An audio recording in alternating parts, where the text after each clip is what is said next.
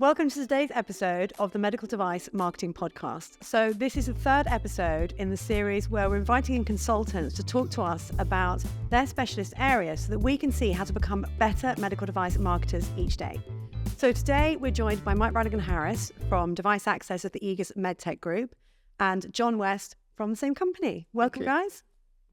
Hi, Claudia. Great to be here and meeting everybody, and great to have John here as well.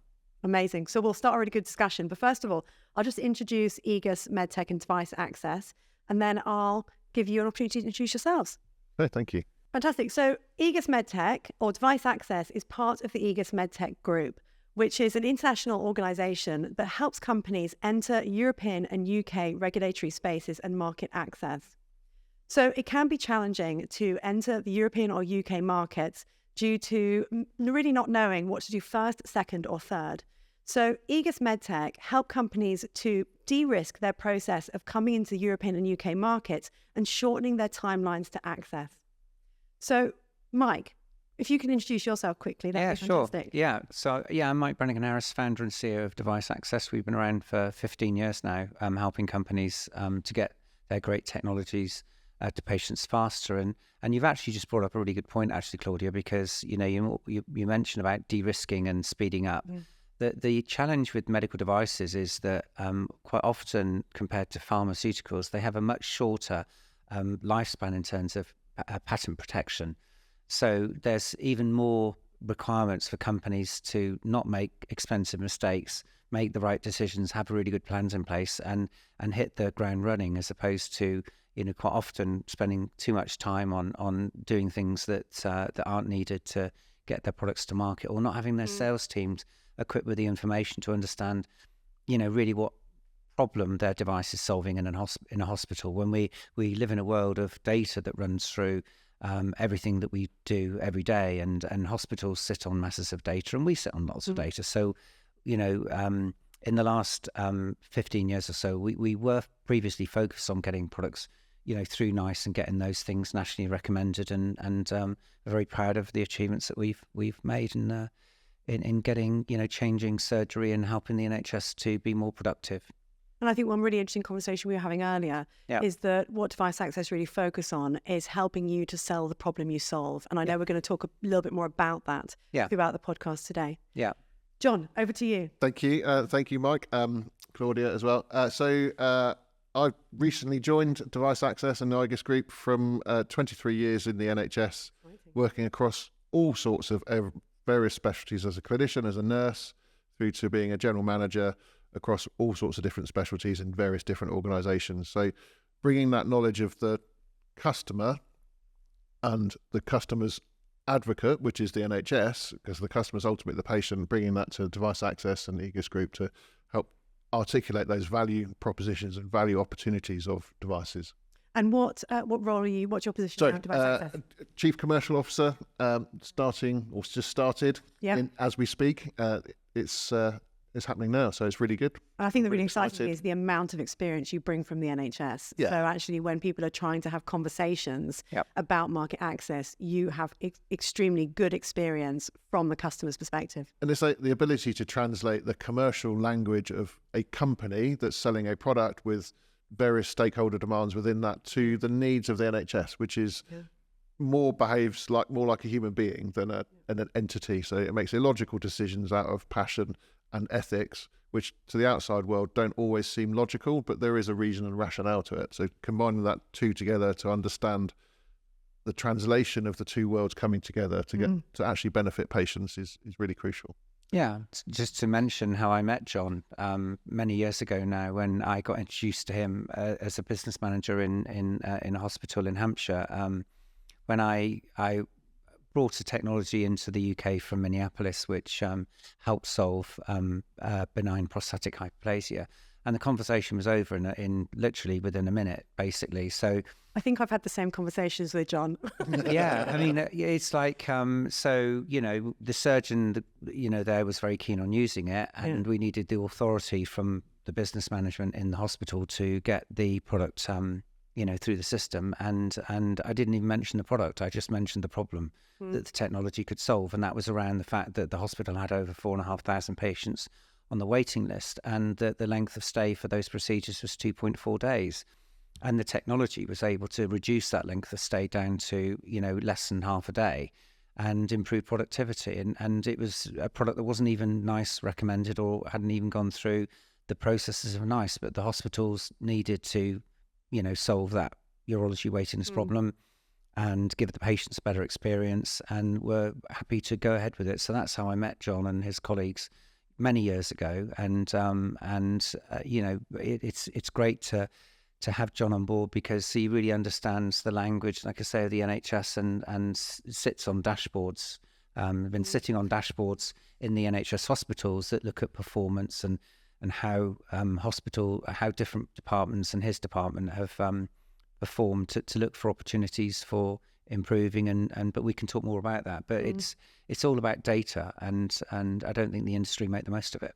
I think that's a great example you just brought, because as you're talking to me about that, I can picture it and visualize it. So you're so specific in what you're saying there.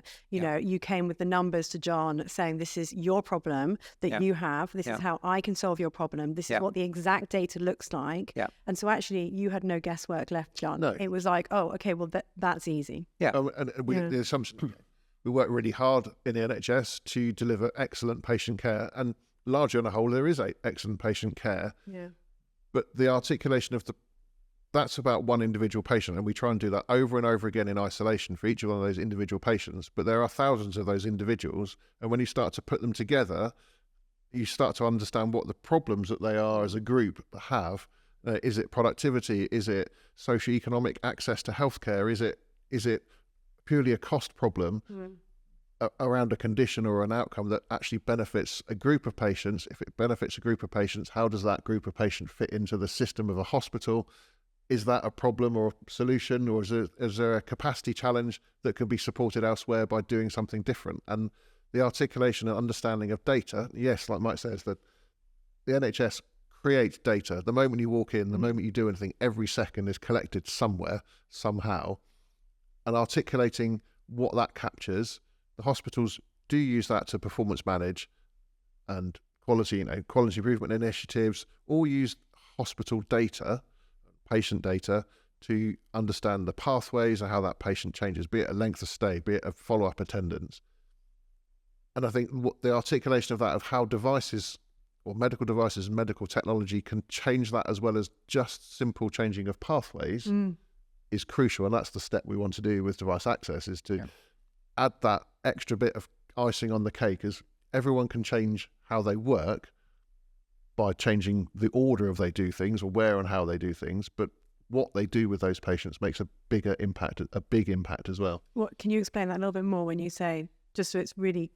So you can have a pathway of treatment that makes a decision. So you could cohort an outpatient attendance to a one-stop clinic. So you see a clinician and a physiotherapist and a occupational therapist all in one day. So you're shortening a pathway, but the surgical treatment might rely on a process that's been done the same way for the last 20 years that then develops a 3-day length of stay and has a complication rate of 2%.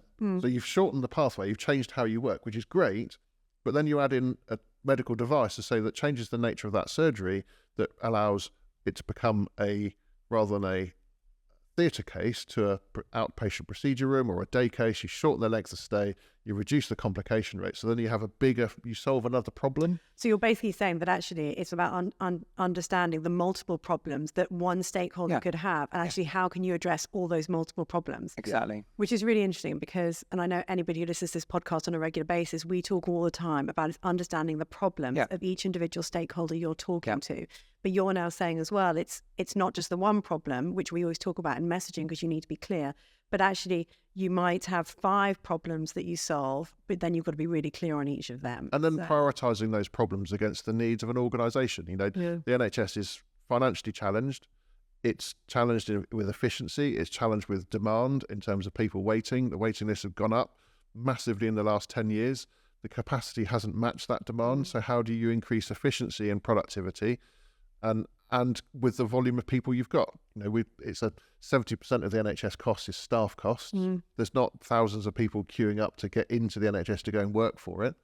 How do you then increase that efficiency and productivity? And that's where it's reliant on technology and the knowledge of the medical device sector, because they're experts in their fields. In their clinical fields, they are absolute excellent. They are. Hold And so like much some knowledge. of the highest paid people in any sales role are medical salespeople, I learned the other day. But it's got me thinking what you're just saying, John, because, you mentioned the NHS's financial challenge. 99% of companies, you ask them why should they buy the products, and I get so bored with hearing this. It's cheaper, it's cheaper. And it's like getting so boring when we know that there's other things that the devices can do. And John comes to us from running one of the busiest or the busiest hospital in Europe for fractured neck of femur. So managing a service around, particularly old patients and having to really drive efficiency around length of stay and it's great, his experience across, many specialities, but an individual product can cost more than the incumbent product. Yeah. It's what is that impact to that whole pathway? So if I can stop you both here. No, because I think we've got to answer a really important question to start off with. Actually, what is market access? So this may be a really obvious thing. A lot of people may have an interpretation of what it is. Yeah. But I think even, I've been in marketing for a long time. And I think, Mike, before we really got to know each other, I probably didn't understand market access as well as I should. And I think all our conversations, John, that we have, it's like, everything adds clarity. So I think it'd be good for our audience that we actually just define what is market access so that we're all starting on a level playing field. So, Mike, over to you first. Yeah, I mean, it's interesting. I often sort of say that marketing is, product, price, place, promotion, and it's how companies often behave. They make a product, they price it, they find a place, and they promote it, and that's sort of the general activity of anybody selling anything from sausages to, I don't know, pens or plants, right? You make it sound so easy. We're dealing with, well, exactly, but it's not, and that's why you're really good at what you do, Claudia. But I think the thing is we're dealing with human beings, complex healthcare systems, finances, and outcomes. And these aren't just somebody eating a sausage because they're hungry. This is about treating somebody with a condition and hoping that it improves their quality of life and improves population health. So, these are important things that have transformed, the fact that we're living a lot longer as product due to medical devices. So a few things happened over the last 15 years of defining what this market access thing is. And I came up with the 4 principles of market access, and that was around demonstration of benefit. And the demonstration of benefit to patients is foremost. They have to benefit patients, otherwise they're not. And we talk to companies with evidence that is quite sort of, some of it is, inventors on papers saying their products work. We've seen all sorts of stuff, and it's out there that things may not actually benefit patients. They may harm patients, but we'll come on to that. But that's the initial clinical data that people do. Yeah, show the benefits to patients. Absolutely. So it has to benefit patients, has to benefit the care provider that uses the technology, and that's hospitals. Yeah. And the journey of medical device companies often just stops there. They talk to hospitals, and hospitals are expected to find the finances to fund these new technologies. And some of them are expensive, some of them are underpriced, some of them are overpriced. We'll come to that in a minute. But the thing is, the next part of the journey of market access is it's got to benefit the payer. Because the payer, the ICB, ICSs, CCG, whatever they used to be called in the past, literally they fund the hospital to treat the patients, so they've got a benefit as well. And quite often we find there's companies that come to us with really expensive products. They go to hospitals say we can't afford them, but there's no way that they are able then to talk to the payer to say, or give them any assurance or any validated health economic story to say this technology is affordable, because if you pay a little bit more for this, then this patient's going to be less of a burden, less of a cost to the healthcare system. They're going to be living independently longer, and it's worked. In the past, that's why we do thrombectomy. So we remove blood clots from the brain to help patients to live independently and not have to rely on social care. So understanding that is really important. It has to benefit payers. And so putting that practically as well, that's more health economic data. So it is. You're making sure you've got the right, but again, you've got to understand the problem you're solving to get the right health economic data to answer that challenge. And you've got to get in front of the right people. And this is where the pharmaceutical industry are really good at what they do, because they do all this market access stuff. They have the validated evidence. They have the validated health economics. They do the health economics before they actually invent a drug to work out if it's worth doing. And this is one of the other things I'll talk about, is that device companies, often, as many do this wrong as right. I mean, they invent products that they don't understand the value of, and that's the last P of market access is the product benefit. So you've got patient, provider, payer, and product benefit. The product benefit is optimization of price, maximization of access to the technology. I think that's a really interesting point. The optimization of price or the maximization of price is a really interesting point. That whenever you said that to me, because it's actually it's if you understand each of the cost benefit of your device, then you can price it accordingly because you understand what the life cycle looks like. Exactly. But if you don't do that data, how can you ever know? And then you're comparing against what you already have in the market. Exactly. And that's what happens. We get calls from companies saying, could you do some physician interviews to ask how much they'll pay for something? I mean, as dumb as that. Yeah. I mean, physicians or the doctors in the UK don't pay out of their own pocket for medical devices. It's the provider. Yeah. Sorry, it's the payer that pays the provider to pay for the treatment. And industry are absolutely hopeless at this. I mean, I recently went to three medical exhibitions, one in breast, one in cardiovascular, and one in vascular, international meetings. And I decided, and I did this just to validate what we're doing now as a business, I decided to introduce myself as the Directorate of Vascular Services in a hospital. And I went to 12 exhibition stands of leading big companies with big presence, lots of lovely people and lovely stands saying their products bigger, brighter, better. And I remember you telling me about it, and they were big. They were big company names. Some of the biggest companies out there with some of the highest share prices. And at one of them, I sort of said, so. I've seen this product, Mr. And they knew the doctor's name. And I'd say, yes, that's right, Mr. Jones, the surgeon in X hospital. He was telling me about this. Why should I buy it? And it was like, well, they come in a box of 10 or 15 quid. It's like, sorry, how's it going to help me? Well, it's the first thing, it's cheaper. And I said, okay, show me your health economic evidence to show it's cheaper. And who's it cheaper for? Yes. Is it the payer or the provider? Oh, I'll just get my marketing manager. On one of the stands, I had 12 people, quite nervous, but I just showed them that they really didn't know anything beyond the product. Like John says, they know all about the product. They know nothing about the customer. Yeah. And they know nothing about the benefits to their, they can't translate it. So when we're sort of defining market access then, coming back to what we were originally saying, it's really about understanding the value that you offer. Yeah, the benefit, the 4 pillars, patient, provider, payer and product. If those 4 pillars are not right, they're like 2 big aeroplane wings and 2 small ones. If they're not balanced, you'll just spin round and crash. You may take off, you may crash quickly. But you're not going to get rapid market adoption. And you need to understand each one of those elements. Yeah.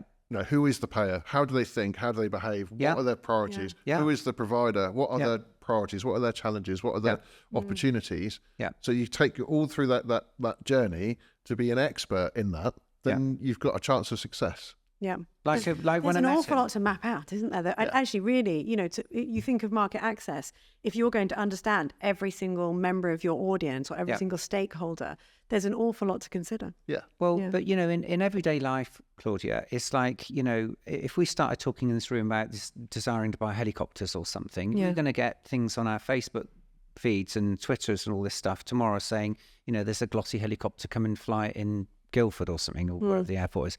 Not that I'm buying a helicopter.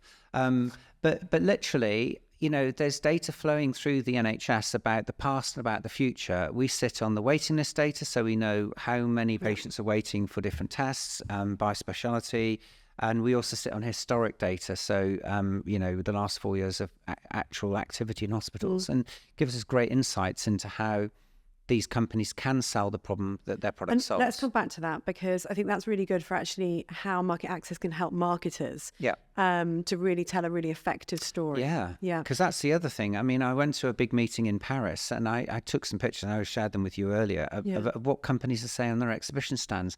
Bigger, brighter, better. I mean, how does that benefit patients, providers, payers, and your product? Was it ophthalmology? No, it was a cardiovascular one. But literally, the messaging that I see, and that's what's so great about working with you, Claudia, is that you translate what we find as the key drivers of value in your marketing. Well, I think it's what we were saying earlier. It's about specificity. So, I need to be able to picture what you're saying. Yeah. And the reason I loved what you said earlier is because I could picture it and it made sense to me immediately. And actually, when we talk about messaging, everything that you see on an exhibition stand, on a website, on anywhere, you should be able to picture it. And I don't mean visually picture it, but I mean you should read the text and you should picture it in your mind. And that's also where market access helps, because you get the data behind there. But I want to come back quickly. So Mike, you also spoke to me probably about a month ago about another really interesting framework that you're looking at for market access. And it really resonated with me because it put everything very clearly in a picture. Would you mind sharing that? Yeah, it could be helpful. I've got to thank one of my colleagues, Amir, from our health economic company, Optimax, that we work, part of the IGES MedTech group, IGES Life Science group. And we're on a call and he brought up a book that he'd written a few years ago. And it's like the actual penny dropped, because he showed 3 circles overlapping. And those 3 circles consisted of 3 key drivers of market access. And the first thing is about, does the technology help population health? Is it going to benefit population health? And population health is a nice way of saying it, because we work with global companies and they're looking to bring their products into global markets, and populations and health different in different countries, from third world to modern countries. The second part of the story was quality of care. Does the technology improve quality of care? And many, this is what frustrates me. There's so many technologies that do improve quality of care, but the companies focus on saying it's cheaper and talk to procurement managers that buy great bandages and rubber gloves, who have no knowledge or understanding of the quality of care argument, and not talking to the right people. Quality of care is you only need to look at the last few decades of how medical technologies have improved quality of care. The invention of minimally invasive surgery, just as one example, keyhole surgery, the ability to do procedures, so many new treatments, we work with in ophthalmology and ENT, in urology, that enable patients to have minimally invasive fast procedures and leave hospitals with minimal side effects. And, these are great technologies. And so quality of care, and translating that quality of care into the story around what you're saying to your customer. And it's not just the clinician. These companies are not armed with information to go beyond and into the carpeted areas of hospital. They just don't have the information and knowledge. Which comes back to the stakeholders. And it's terrible, but they could do. But they're and we are talking, these people that translate these benefits are some of the highest paid out of any industry. So they should be trained to do these things differently. I think in the defence of medical device companies as well, I think historically it's always been a very clinician-led sell, hasn't it? Yeah. And clinicians have in the past been able to say, I want to use this, and it's gone through a lot faster that way. Whereas I think now there's a lot more involvement from business managers, just in a lot of different levels that get involved within a purchasing decision. And so maybe that evolution has just not naturally occurred at the speed it should do. Well, I think that's inhibiting companies. No, I mean, I agree. I think sometimes it's about the people that are at the top. I come from 20 years experience of launching medical devices. Before I worked for Device Access, I changed the NHS from vein stripping into invasive treatments. I did robots, I did laparoscopic stuff and lots of endovascular things. But I think the people that are at the top, you remember how they sold in their day, and it was a lot easier. You just go around, talk to procurement managers and do that sort of stuff. But now, and John will touch on this, I'm sure, later, about the way that the NHS are scrutinising every penny they're spending, and that's going to become a lot more acute now with the new government. But going back to your question about the three pillars, so we've got, it has to improve population health, has to improve quality of care. And that could be something like obesity, or something like cardiac disease. It has to benefit, and it has to be proven to benefit. And that proof of benefit doesn't come on a paper that's written by the inventor. We saw a lot of that with some work we were doing previously. The third part of it is... when you say it doesn't come from the sort of the inventor... where does it come from? Well, it needs to be independent. Any evidence needs to be independent. And the numbers of companies, some of the biggest companies out there that publish papers on their products, and the author is the inventor. I mean, it's just ridiculous. And so really, it should be like randomized controlled trial, real world evidence. It has to be independent. They have to be independent. It has to withstand the clinical scrutiny, the scientific scrutiny, and the ethical scrutiny of making a decision about changing and spending public money, essentially.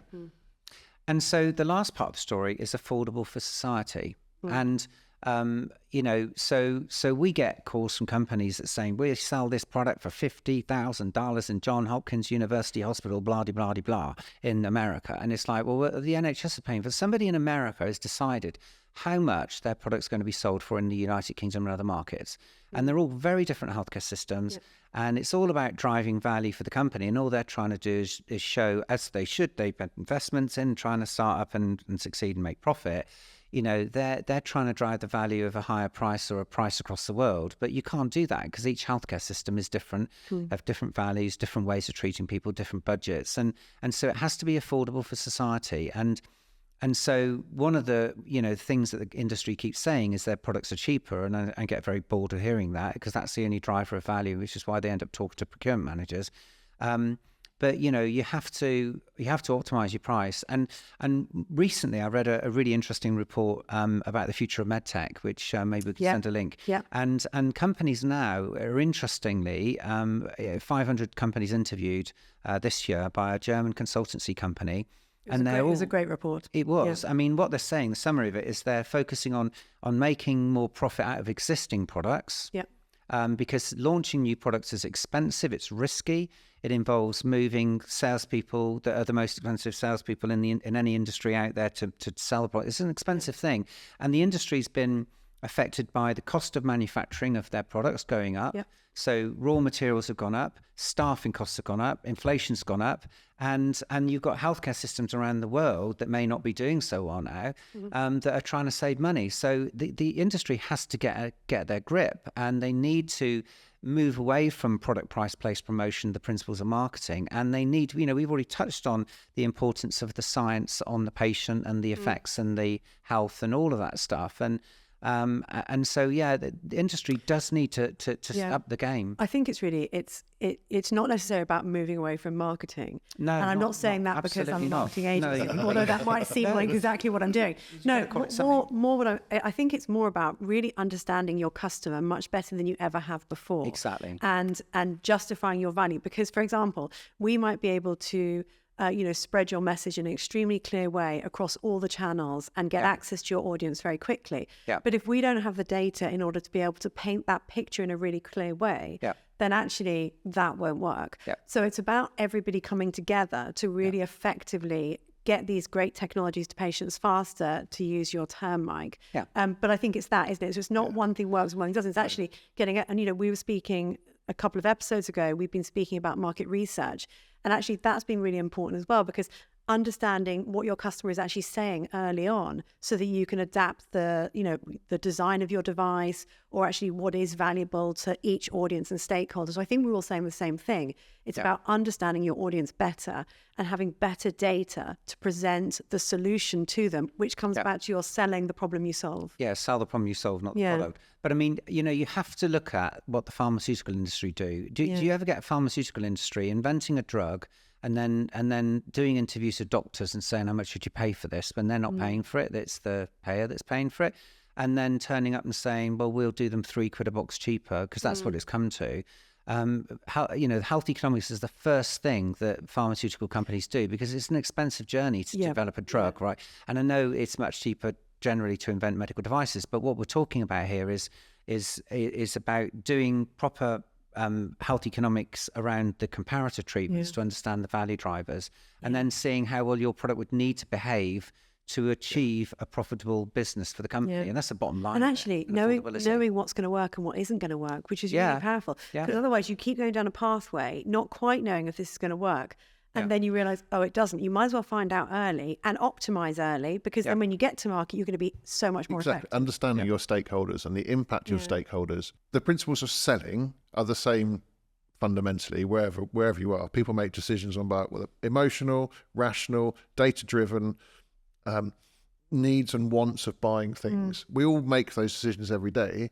Hospitals and patients have stakeholders which are all involved in that process, and they've all got different, all largely aligned, because it's all around healthcare and making patients' lives better. But you've got a patient as a stakeholder, you've got a directorate as a stakeholder, you've got a division which is a stakeholder, you've got a hospital which is a stakeholder, which is then part of a system which is a stakeholder, part of society. So you've got to understand they're all arguably individual customers have got to tick the box to say, yes, we support this decision. And that's the bureaucracy. You can't get away from that. So you've got to understand every single part of your customer journey or stakeholder journey. Yeah. So we say often when we're talking about sales journeys, it's people don't move through a buyer's journey, it can be marketing sales, because they have issues, fears and concerns. And it's like anything that anybody buys. If you're unsure about something, you're going to go, do you know what, I'll just leave that till tomorrow. Or because I don't know. And it's exactly the same what we're talking about here, isn't it? It's just understanding all these sort of stakeholders and addressing their issues, fears and concerns with the information they need. And you take Apple as a good example. Do they sell things that people don't want? Yeah. They haven't created anything that people don't actually want, so because they understand their stakeholder. It's slightly less complex, high risk, but it's slightly less complex because there's one purchaser at the end of it to make that purchasing decision. A purchasing decision in healthcare involves multiple layers of stakeholders which are going to make those decisions, whether it's emotional, data-driven, finance-driven, and priority-driven. And you've got to understand that. And it does pose a problem for industry because, well, that's where we help, is understanding where that comes in and how we can unpick that. And I think it's, this is a really good point talking about value. I get really frustrated with the industry because we have this thing called value-based procurement, and it should never. What does that mean? Well, what does it mean? What does it mean? What it means to me and how I see it, and I talk to people at very high levels in NHS England about this, is the result of industry not showing value. Why is it that procurement need to show value in what they're buying? So we're asking the customer to show us the value of what they're buying from us, as opposed to when else does that happen?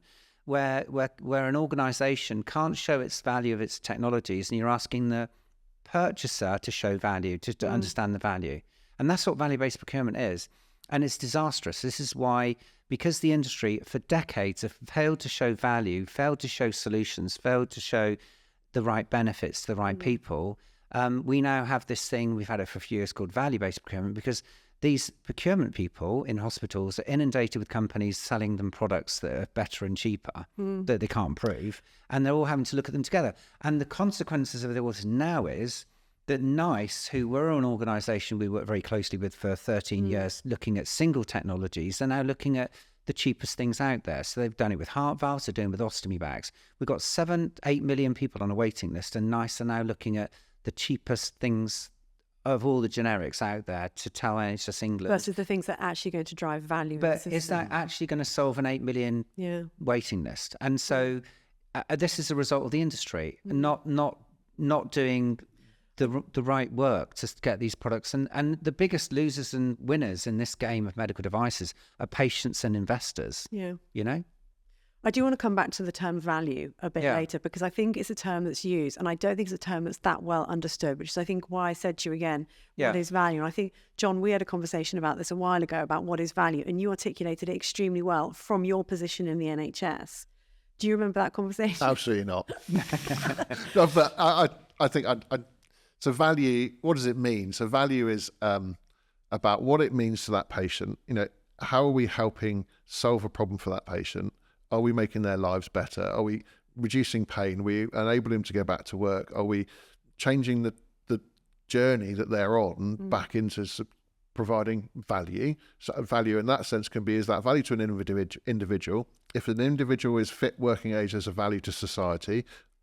Are we solving value in terms of a healthcare, an efficient healthcare? Are we utilising this money we spent, so it's our money, we spend taxes to pay for our healthcare? Are we using that money well? So are we articulating and providing value for what we've invested in our future as our healthcare? And are we providing value to our colleagues? And are we growing and learning? Are we giving opportunities to develop new technologies and new practices through the way that we work? If we work in a way that is completely safe, we know how things are, and we accept those outcomes, we don't move forward as a society. So what we've got to do is actually allow technology, innovation, and a way to develop that fosters innovation, fosters new ways of working, that does provide more value to society, keep people working longer, better. It is those stats, isn't it? It's like, what does society, so I think the thing that really resonated with me when we spoke was you said, somebody came to see you and they said, I can reduce your waiting list or something from this to this. And you said, well, actually, my waiting list is already this. So what are you going to do? It was like they didn't understand the value that you needed. So, a product has got, a particular product was presented to me saying that this can reduce your length of stay in a hospital bed from 4 days down to 3 days, which is fantastic. But my length of stay was already 2 days for that particular condition. So what value does that add to me? Nothing. So you're going to have to find something else for me to buy that. So it comes back to the problem, doesn't it? It's like the value is the problem you solve. Yeah. And it's like understanding and it's like understanding to each individual level. And I know we've said this earlier in the podcast, but it is, I think the example with you, John, it was like your problem at the time was not waiting list because you'd already got that down to 2. Your problem was actually something else. Yes. So that is the value. It's understanding the value to you, which is your problem. And there's a value to that commercial organisation as well, because that salesperson has probably spent an hour in the car to come and visit. It's done maybe a bit of research to see who I am, where my office is or whatever, and to make that link, and completely wasted their time. Yeah. Because they could have spent that time going down the road to a hospital that has got a length of stay of 4 days post-op. That's an interesting point, actually. It is. So there's value then to the investor, to the product, as actually you target and where that is. Understanding where those waiting lists or whatever, where that problem that you solve is. Yeah. So then the industry helps that leveling up. We all want to be improving healthcare, and we can't have those, health inequalities.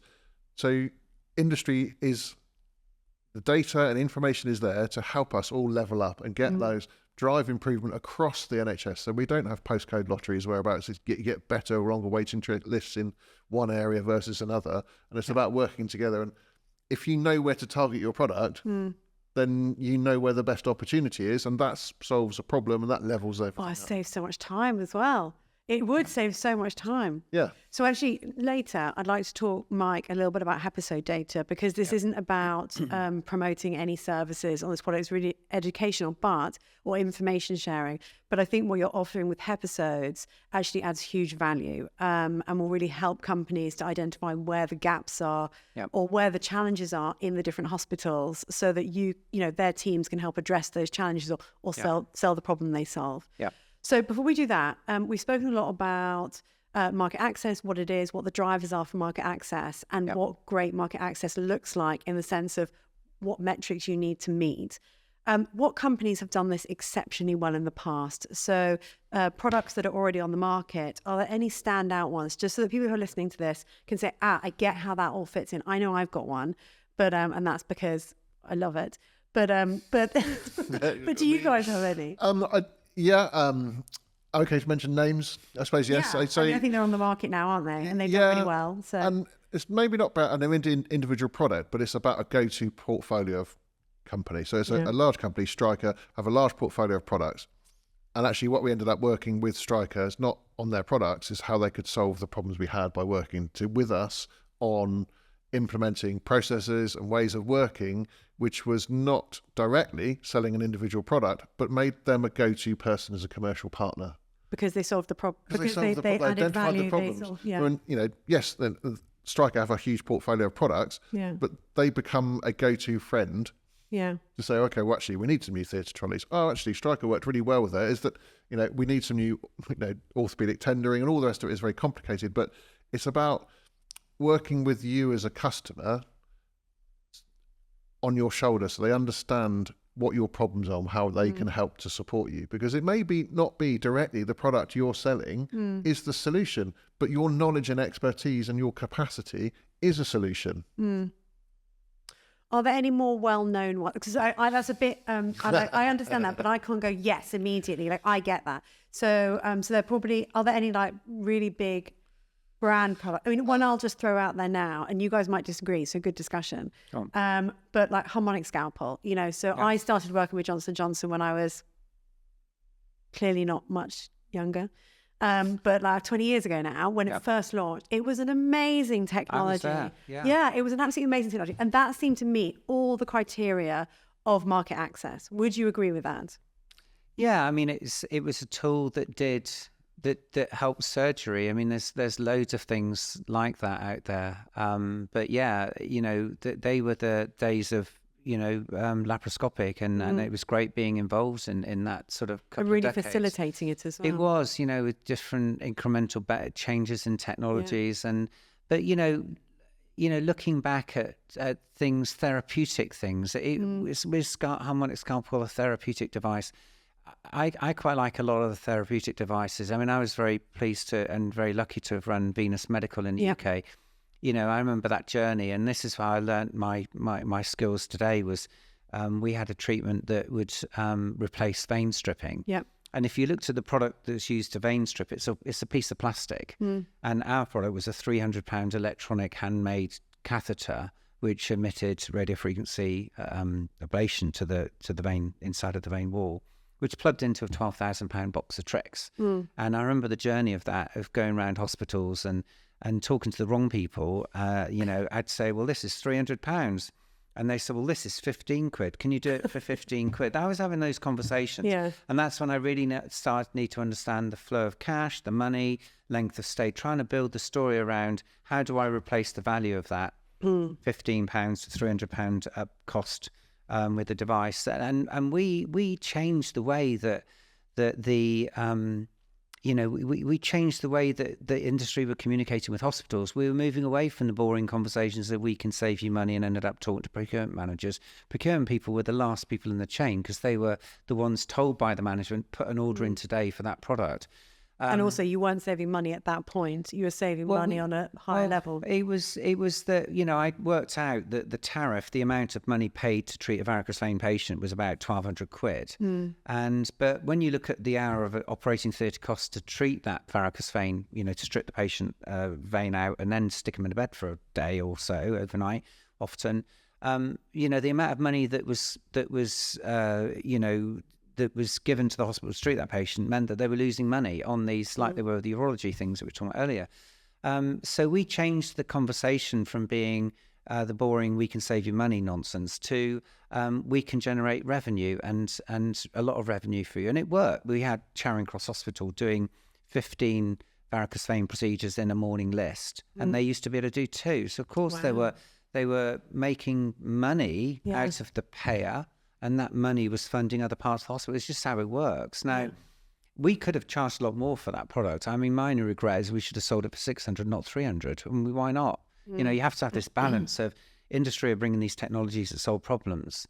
And it's that, price justification, like I said to you earlier, optimizing price, maximizing access to patients that need it the most. And it has to be affordable for society.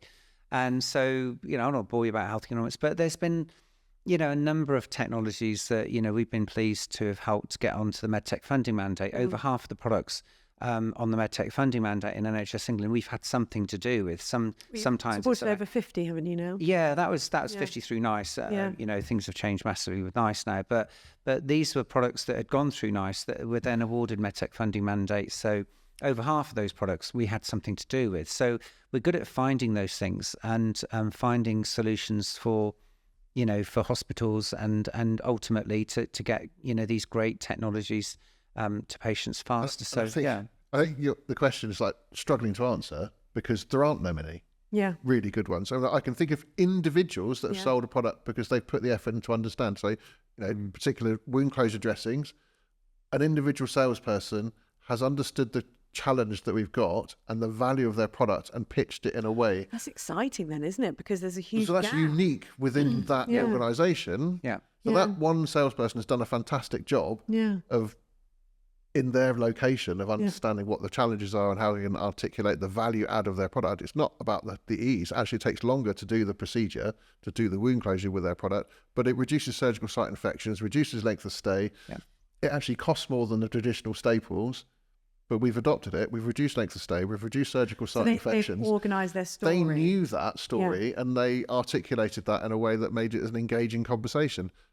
It's quite unique. So the industry, there's so much opportunity to then spread that level of knowledge around and go move away from performance managing people's like how many calls have you made today, how many hospitals have you visited today, of actually giving value to that attendance and to that time that is being put in.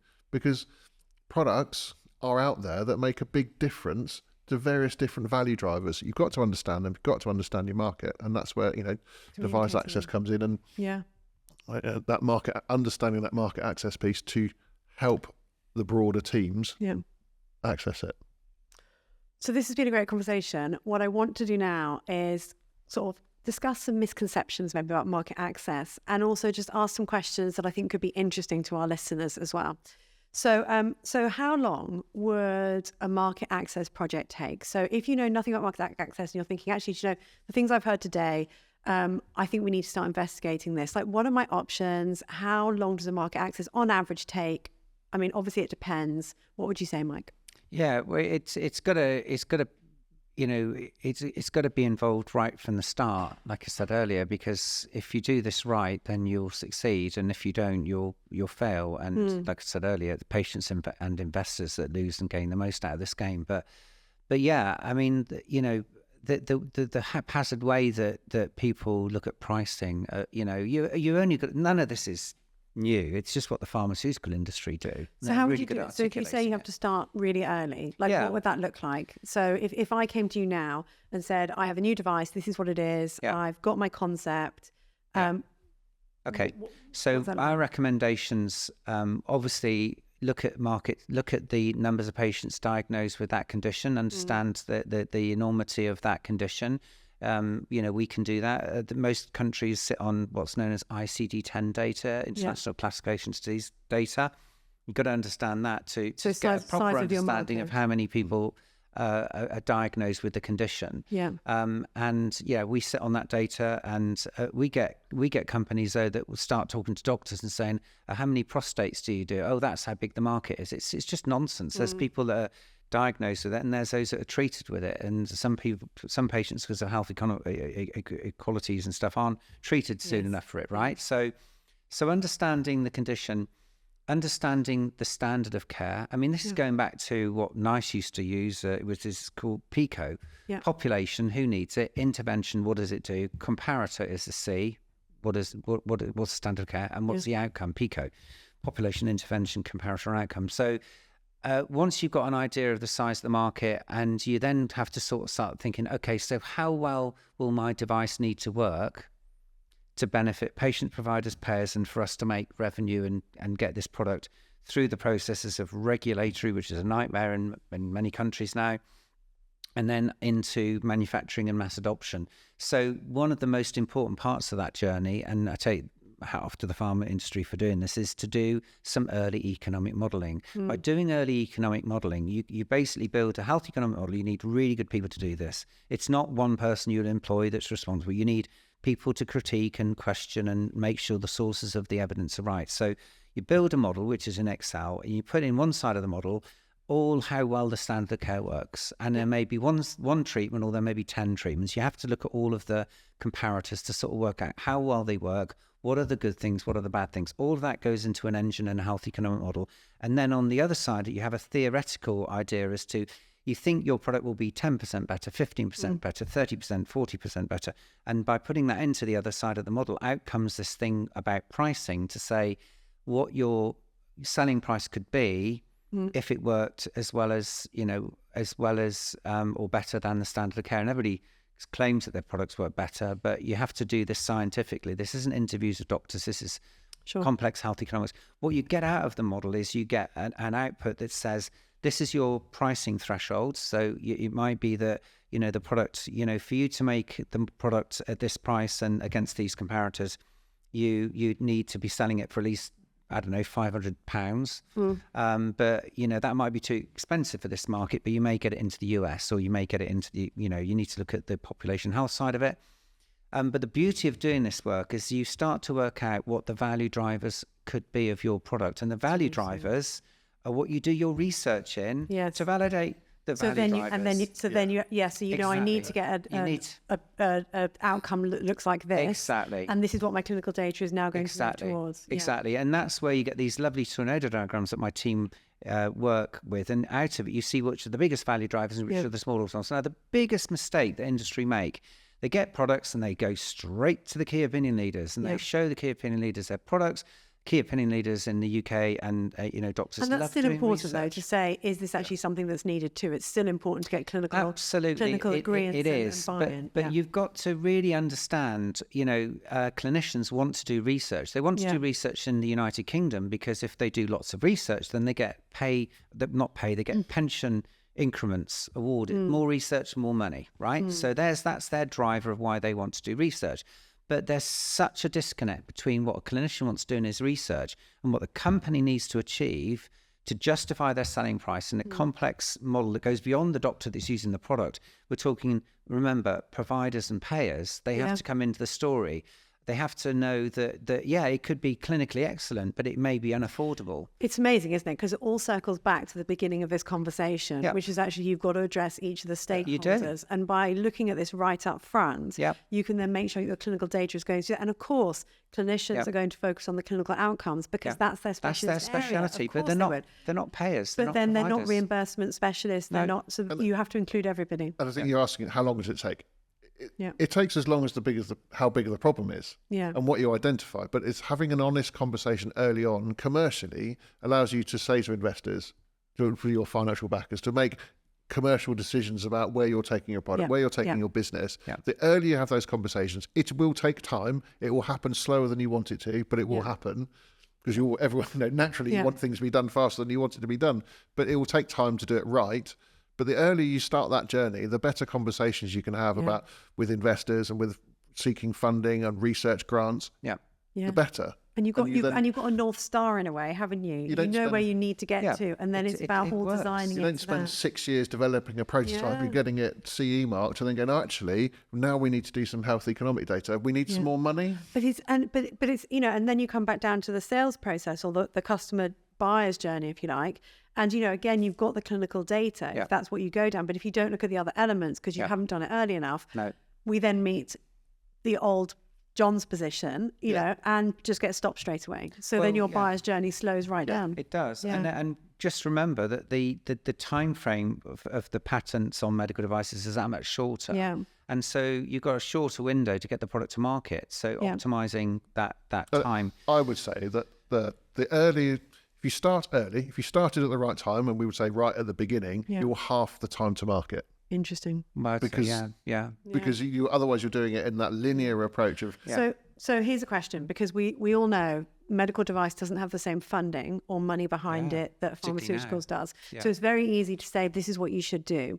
But actually, how much would it cost? So, if a company's listening today and says, I've got a new product coming, I really do need to start looking at these things, I'm going to start going into clinical data.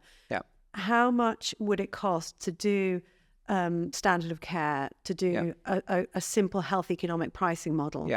Simple might not be the right term that's associated with this, but what would sort of be the range that somebody could expect if they wanted to do something like that? It all depends on the numbers of comparators because, you have and indications, right? So is this product for this indication with this comparator, or is it for these lots of indications with these numbers of comparators? So remember, each one has to be scientifically researched and literature search is done. But, generally sort of 60 to 80,000, maybe more for a single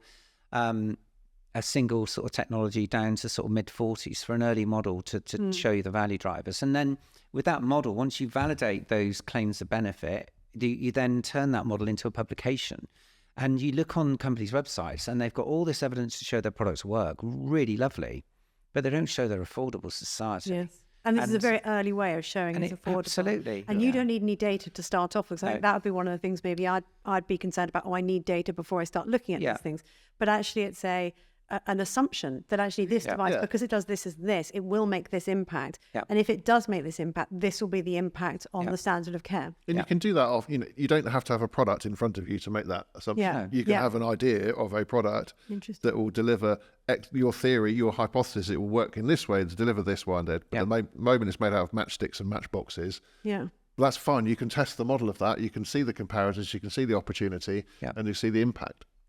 And I think, we have some very, very difficult phone calls with companies. I mean, just thinking about this, we work with a company, we first engaged them about 4 years ago. They came to us and they said, we'd love to work with you, but not right now. We're going to come back to you. We've got this really wonderful randomized controlled double-blinded blah-de-blah-de-blah study. with this KOL, and we're going to come back once we've got the results of the clinical performance of the technology. We want you to build an economic model. And we said, okay, so obviously you're early commercializing this product. How much do you want to sell it for? And the selling price was in the late teens of thousands. And I said, how did you get to that pricing? They said, well, this technology in a completely different indication is sold for this amount of money. And we said, yeah, but that's a totally different indication. It's not related to even your area of care. I can't really, I've got to be very careful what I say here, but literally, we said, no, do the model and it will tell you what you need to validate and justify that price that you've told your investors and you've told the market this is how much you're going to sell this product for, because it's based on a bit of loose research around another product, different indication. Yeah. And they did the model. They came back to us. Sorry, they did the research, really lovely, showed it worked, but it didn't show it was affordable. That was for us to do and to justify that selling price of the late teen thousands. And we built a model, and the most we could justifiably, with 8 of the world's best health economists on, the best we could do with every potential scenario was about £4,500. So and we had a difficult conversation. So what happens now? Well, they don't publish that model to show affordability. They've told the markets, they've told the investors and everybody they're going to sell it for the late £18,000 each, and they're in trouble. And 3 years have gone into their journey of patent protection. And actually, if you had done that up front, you would have seen this wasn't a viable market. Exactly. Yeah. Pharma just don't do that. They don't invent drugs. They're very smart at how they behave with pricing, but it's got to be affordable for society. I don't think I realised actually how, I say simple, it's not simple, No. but actually how feasible or available it is to look at the pricing viability so early on in your journey. Yeah. Because it really does feel, it really is a standard of care that's totally out there. Yeah. And then your assumptions that go into that model. Yeah. So it's almost a question of, I know cost is always an issue, Yeah. but actually why wouldn't you, so that you understand exactly where you're going moving forward? Well, it forms the basics, the backbone of companies' runway of cash. They have to hit milestones, and you see it. I get calls with companies, and they say, "Yeah, we're finding a distributor for this." It's like, okay, just wave goodbye to 50% of your margin. Why are you finding a distributor? Well, we don't know who to talk to. We got these people; they know the doctors. We spent all our money on some shiny documents, like, and we've got no. And they give it in the hands of somebody that isn't their core. And we see that, and it's so upsetting because we know most of the time they don't, distributors are trying to sell their products, sell lots of different products and drive revenue. And, with new products that have to validate their clinical efficacy and safety, particularly around, if things start going wrong, news gets out fairly quickly now with medical devices if they don't work. And so, we always recommend companies go direct and empower the right people to have the right conversations with the right stakeholders to get their products adopted. But yeah, it's about, ultimately, it's about the translation John talks about of how do we show that this thing's worth buying, because it's going to take time. And it's so much easier for us as a marketing company as well. Yeah. When we're actually then marketing medical devices that have really great data behind them. Yeah. It's And a whole the different earlier that story. you start in that Yeah, journey, yeah, you yeah. understand the product, the people, the business, and then Yeah. you can build that picture rather than 5 years down the line, we've developed prototypes, we've done some research. Oh, and then I've got to work out who and what you are. Yeah. And actually just do it. It's really exciting talking to, you guys, but also when we're talking to market research, PR, it's like, all this information that can be collated by medical device companies to truly understand their stakeholders and where their product is positioned and how to optimize their market entry. All the capabilities are out there to do that. And it's really, really exciting what those opportunities hold as well. Yeah. Which is really cool. I think we're not saying it just because we want to be in business with those people. We're saying it because the products do good things for patients. And the earlier you have the right conversations, the quicker you're giving value to patients. Yeah. So last thing I want to talk about in this episode. So some people might be thinking, right, I think I need to get in contact with a market access company. Now, there are lots of different market access companies out there. We all know that. There are a lot of different marketing agencies out there as well. So obviously within marketing, there's a lot of different specializations. So there's things that you need to look at depending on what you want in a marketing agency. If I asked you, what should people look at from a market access agency or consultancy, what would you say? Just so they make sure they get the right consultancy for them. I'll go to Mike first. Yeah, I think, There's so many skill sets required in this whole science of getting tech to patients faster. And, some people think, oh, we'll just hire a health economist and, they'll do the market access job because they'll show it's cheaper. So that's generally the attitude of these people. But you need to look for companies that truly understand the value and are able to translate it into scientific evidence that convinces payers and decision makers. And, we've been doing this for, 15 years. And I suppose our claim to show that we do that is the fact that we've taken over 50 devices through NICE. Yeah. And you can't, NICE create an environment for products to be shown and for independent people in committees to look at them and come up with a view of whether they're safe, they work, and they're affordable, for example, or good for the NHS. And I think that's complex stuff to translate all of those different things, patient, provider, payer, product benefits into concise documents that then, in the past with NICE, when they used to do single technologies appraisals, that helped to reduce uncertainty about anything about the product. So, it's about reducing uncertainty of safety, efficacy, and benefit, quality of care, affordability, society, and population health benefits that has to be translated properly. And that I keep saying requires a lot of people, from health economists to data analysts to people like John on board with us, who understands the customer very well, and then bringing all those services together with networks. So yes, it's not just one single thing. We get people ringing us saying, I want a code for my product. I want to be on the high cost device excluded device list. It's like, well, so doesn't everybody. We want the high cost device. Our product's worth it, so the NHS will pay the most they can for it, and we're going to make lots of money. That's what they're sort of saying, but they're not prepared to show the value. Other healthcare systems do have mechanisms where you do get product related reimbursement. We don't, but it's more flexible in a way. But come back to your question, you need somebody that has a track record of doing this across different technologies and different clinical areas, and has the people within it that cover all the bases. And that's what I did.